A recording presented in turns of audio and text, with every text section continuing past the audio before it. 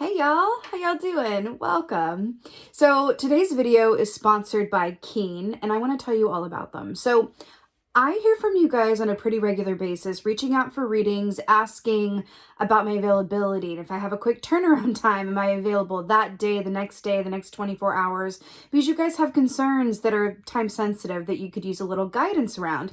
Unfortunately, I do not have that quick of a turnaround time, and that is where Keen comes in. So Keen is a whole database of different psychics with different specialties.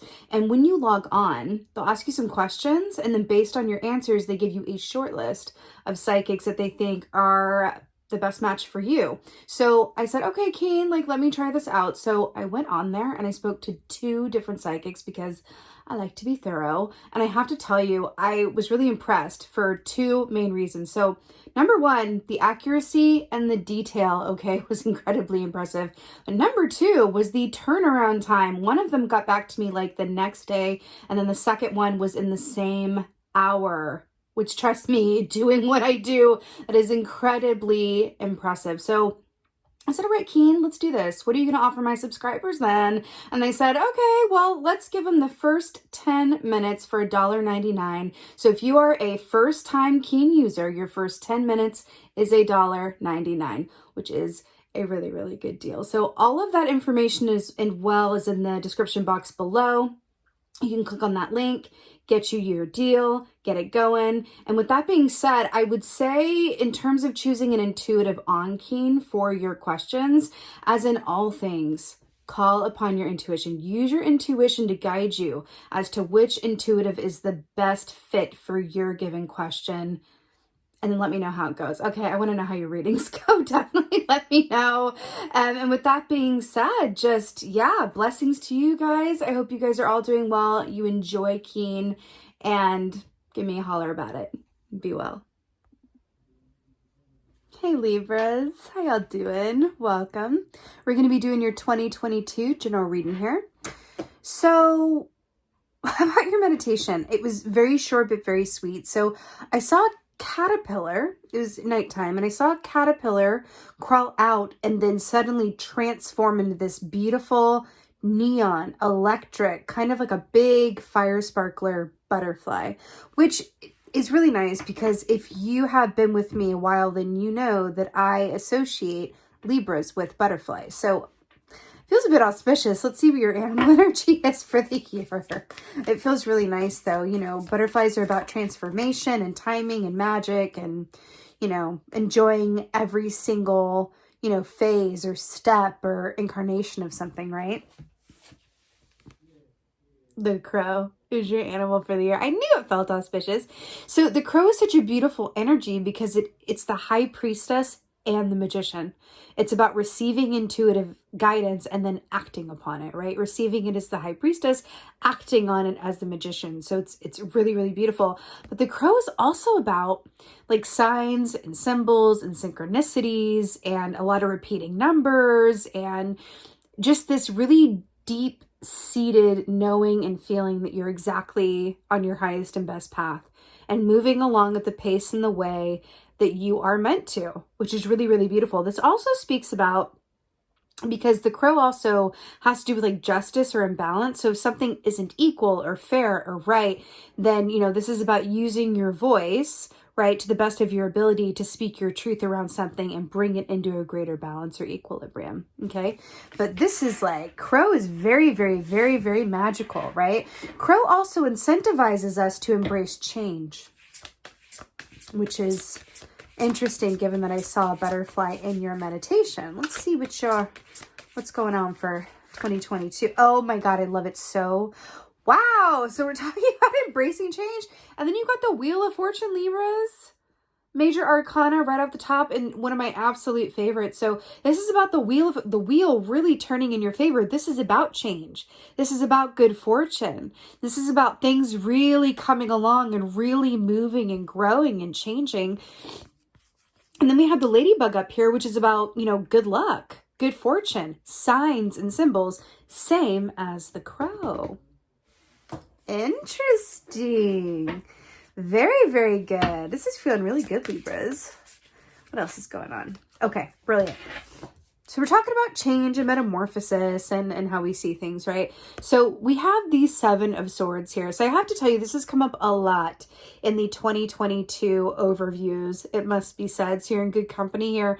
You know, the Seven of Swords is about self-sabotage, but it's also about an opportunity to come up out of the darkness of unawareness, right? And become very aware of the ways in which we act outside of our own highest and best good. Self-defeating thoughts, self-sabotage-like behavior, thinking the worst case scenario, not treating ourselves as well as we could or should, right? But I feel like for you guys, the Seven of Swords, you're coming into a greater awareness of those aspects of yourself and then seeking to change them with the information that you have, right? Remember that the crow is about balance and things being unfair and being brought into a greater equilibrium. I feel like that could be related to that Seven of Swords, right? It's going to help you see some of those things that want to be changed for your highest and best good, right? And I do feel like they have to do with you.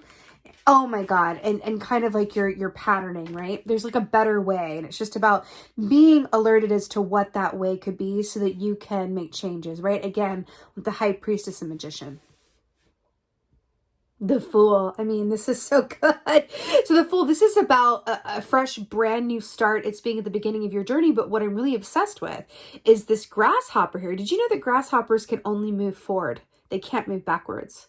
So I'm really obsessed because that with the Wheel of Fortune as well, it's like there's only one way to go and it's onward and up and forward for you.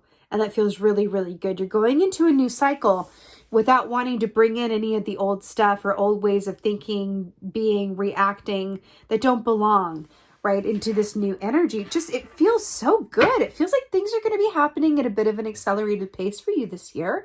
But I say like, hey, like here for that. Wheel of Fortune. Oh my God, Libra. I'm so happy about this. You're showing up in your own reading with the Libra card here. Here we have Justice. So this speaks of balance, I mean, it's couldn't be better. Balance, equilibrium, justice, everything being exactly as it should be. Back to that crow energy as well, with calling things into balance and equilibrium. Also, red crown crane. I love that it's like the black and white and red and the black and white and red. The red crown crane is also really auspicious and a sign of good luck, and also speaks of happy partnerships, beneficial partnerships, and beautifully like equal weight distribution, you know, relationships and ventures, which is really, really beautiful. Oh, this feels so good. I mean, really, things are turning in your favor. I'm also hearing in terms of like legal things or like legal agreements or anything like that, I feel, because justice does have to do with that, I feel like there's an aspect of like everything is going to be fair and everything is going to be exactly as it's meant to be.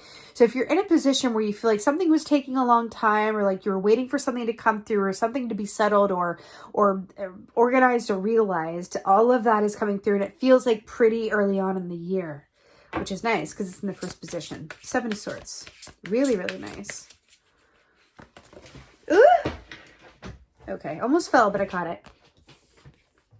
So we have the King of Swords here to clarify the Seven of Swords, which I'm really, really obsessed with. This is exactly what we were already saying. Because the King of Swords is about seeing clearly, observing, right? With that eagle view, that eagle perspective. And we were talking about with the Seven of Swords, coming into the light of awareness about how you may act or things in your situation that are keeping you from your highest and best good. And then we have the eagle vision here. So I do feel like you're going to be very aware of some areas that want to be changed in your life. They could be relationships that you have, aspects of yourself, habits I'm hearing, right? And it's just about going, okay, let me just observe what I'm doing that is getting in the way of what I want, right? So if I say I want this, what am I doing that is counterproductive to that goal? Stuff like that. If I want like a, you know, a equal, happy, loving relationship, but I keep on attracting, you know, the same kind of person who's not giving me that. What is that about? Okay, now I'm aware of it. Okay, now I can make changes, for an example. Okay, let's go ahead and get a clarifier for the Fool here. Oh my God. I mean, it's, so we have the Eight of Swords here, right? Which is about restricted vision. Do you notice how both of these are coming in from the underground? Coming into the light of day. Remember, we're talking about what you can and cannot see. And then we have the Mole here, right? Which cannot rely on its vision. It has to, you know, rely on its sense of smell and its internal navigation system. Traditionally speaking, Eight of Swords is about restricted vision and a mental prison to which, only we hold the key. This is something that we do to ourselves, right? So we can get ourselves out of this, right? It's interesting with the Fool because I feel like there's a certain inherent energy of you moving away from overthinking things and needing to know exactly how things are going to be and what timing they're going to manifest and exactly like all the facts and figures and times and numbers, right? I feel like there is going to be, in essence, at least towards the end of the year, that feels like you're moving off into a whole new direction. And I feel like there might be an aspect, and this came up in one of the other readings, I don't remember which one though. There could be an aspect of, your new life may cost you your old one, or your new way of being may cost you your old ways of being. But again, back to that butterfly, but you're being asked to transform and to embrace the changes that want to come up through, for, and around you, because it doesn't feel like it's in service of helping you manifest, because it cares about manifestation, what you truly want and deserve, which is really, really beautiful. So welcome those changes. Welcome those points of transformation. Allow that wheel to turn within for you from a place of non-resistance, right? All right. Let's go ahead and get an oracle for y'all. Oracle for Libra. Oh my God. This just came out for, I can't remember, Sagittarius maybe? We have the Tour here. So beautiful. This is the Glastonbury Tour. So this says truth, clarity, connection, and source. So, but I want to talk about the rabbit here really most of all, because the rabbit, the tagline for rabbit medicine, similar to the shark, is that abundance lies on the other side of fear. And I feel like that is very true for you guys in this context, but there's something about, back to this, where does it say that? Yeah, truth, clarity. Remember, this is about how you see things, just like this eagle is on top of this, mountain thing. And we're looking at something that's a higher perspective here. This is about how you see things and kind of leaping from one point to another, going, I have all the information that I need. I am fully aware. And when I am in full awareness of myself, what I desire, who I surround myself with, what I want moving forward, then I seat myself in a position of power to mindfully manifest those things. And that's what this feels like. It feels like mindful manifestation. That, manifestation does inherently involve change. Can't manifest and stay the same. Know what I mean?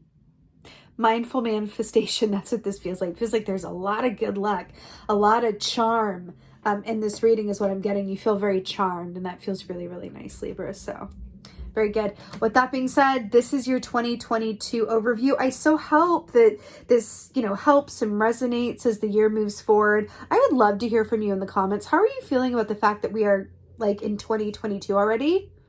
How are you feeling? How are you doing? I love reading through your comments, so give me a holler. With that being said, just thank you.